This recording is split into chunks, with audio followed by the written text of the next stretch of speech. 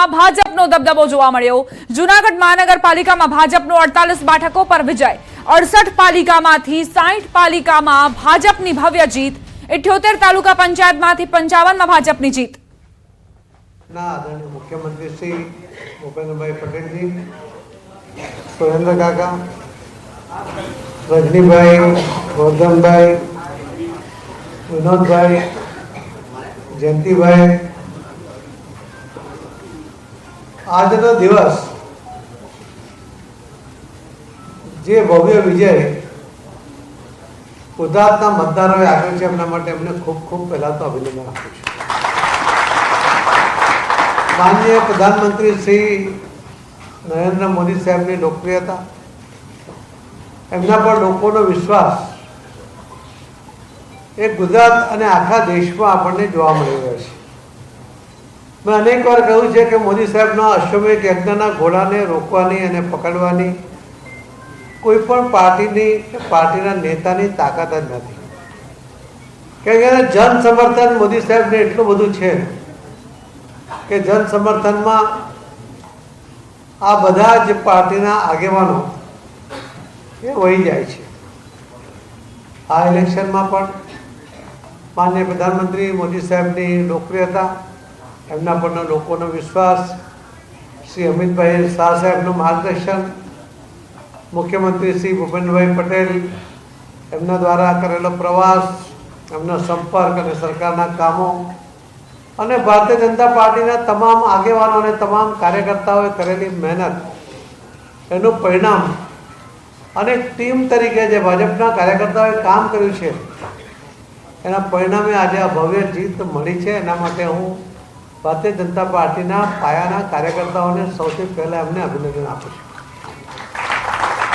મોદી સાહેબનો અને શ્રી અમિતભાઈ શાહ સાહેબનો પણ આભાર વ્યક્ત કરું છું।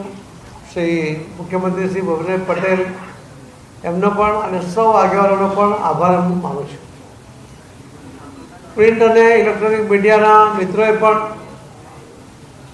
જે વાતાવરણ હતું એને સાચી દિશામાં લોકો સુધી પહોંચાડવા માટે માધ્યમ બન્યા, એના માટે આપ સૌનો પણ ખૂબ ખૂબ આભાર માનું છું। અમારી કલ્પના જે હતી એમાં થોડી કચાશ રહી ગઈ। અમે 68માંથી 68 સીટ જીતવા માંગતા હતા, પણ 2 સીટ એ એનસીપીને મળી, 1 સીટ કોંગ્રેસને મળી। એની પાસે ગયા વખતે 13 સીટ હતી, એમાંથી ફક્ત 1 સીટમાં એ બચી શક્યા। એમાં પણ આપની સાથેની સ્પર્ધામાં એ માંડ છેલ્લા રાઉન્ડમાં એ જીતી શક્યા। એ તો એમાં 68માંથી પણ એમનો હીકડો નીકળી જાય, પણ હીકડો રહી ગયો। જે રીતે 51 સીટો ગયા વખતે નગરપાલિકાની જે ભારતીય જનતા પાર્ટી પાસે હતી, આ વખતે 14નો વધારો થયો છે। 60 સીટો અમે ક્લિયર કટ જીત્યા છે, જંગી બહુમતી સાથે જીત્યા છે। અને 5 સીટોની અંદર જે કેટલાક અપક્ષો છે એમણે અમને ટેકો આપવા માટેને વાત કરી છે। એના આધારે અમે કુલ 65 નગરપાલિકા એ સંપૂર્ણપણે ભારતીય જનતા પાર્ટીના માધ્યમથી અમે લોકોની સેવા કરવા માટેની તક એ ભાજપના કાર્યકર્તાઓને મળી રહી છે। તમે રિઝલ્ટનું વિશ્લેષણ કરશો તો જોવા મળશે કે લગભગ 7 જેટલી નગરપાલિકામાં કોંગ્રેસનું ખાતું પણ નથી ખુલ્યું, અને બાકીના સીટોમાં પણ કોઈ જગ્યાએ 1-2 આવા ઓછી સીટો એમને મળી છે। એના પરથી જ ખ્યાલ આવે છે કે કોંગ્રેસને ઘસારો પણ જબરજસ્ત લાગ્યો છે, અને મોદી સાહેબના નેતૃત્વમાં ભારતીય જનતા પાર્ટીને અને એના કાર્યકર્તાઓ પર લોકોનો વિશ્વાસ પણ વધ્યો છે। તમે જોયું હશે કે ધારાસભ્ય પોતે જ્યારે ઇલેક્શન લડ્યા નગરપાલિકામાં, એમણે પણ હારનો સામનો કરવો પડ્યો। ચાણસ્મામાં પણ કોંગ્રેસનો ધારાસભ્ય હતો, ત્યાં પણ બંને નગરપાલિકા ભારતીય જનતા પાર્ટી જીતી છે। અને પોતાના નેતા કહેવાતા એવા આકલાવના ધારાસભ્ય, કોંગ્રેસના ધારાસભ્ય, એમણે તો મેન્ડેટ આપવા માટેની હિંમત જ નહીં બતાવી। મને લાગે છે કે આટલી નાલેસી જે કોંગ્રેસને જોવા મળી છે તે આવા પાયા વગરના જે નેતાઓ છે એના કારણે કે એમને હિંમત ગુમાવી દીધી છે.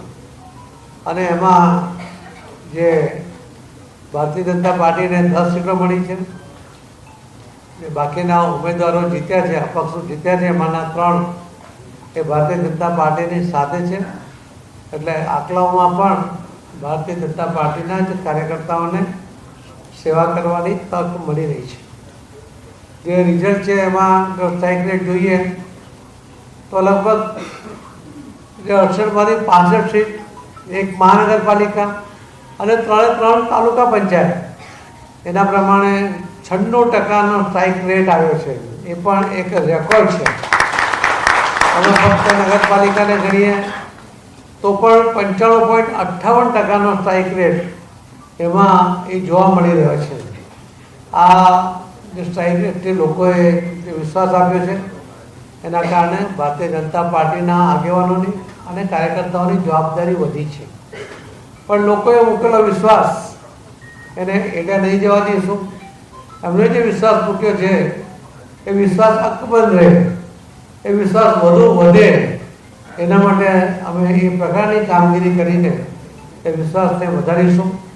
મને લાગે છે કે આવનારા 10 મહિના પછી જે મહાનગરપાલિકા જૂની 8 અને નવી 9 કરીને 17 જેટલી મહાનગરપાલિકાના ઇલેક્શન છે એનો રિઝલ્ટનું પ્રતિબિંબ એ આજે આપણને આ રિઝલ્ટમાં જોવા મળી રહ્યું છે.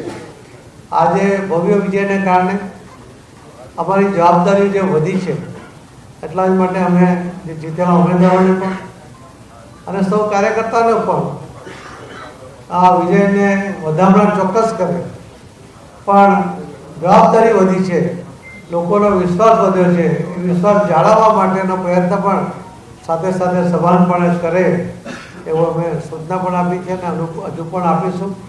લોકોના વિશ્વાસને ટકાવવા, એમને વધારવા અને એમના મૂકેલા વિશ્વાસને સાર્થક કરવા માટે સરકાર અને સંગઠન બંને સાથે મળીને કામ કરશે અને આ ગુજરાતનો વિકાસ એ વધુ વેગવંતો બને એના માટેના સફળ પ્રયત્ન આપ સૌના સાથે રહીને અમે કરીશું.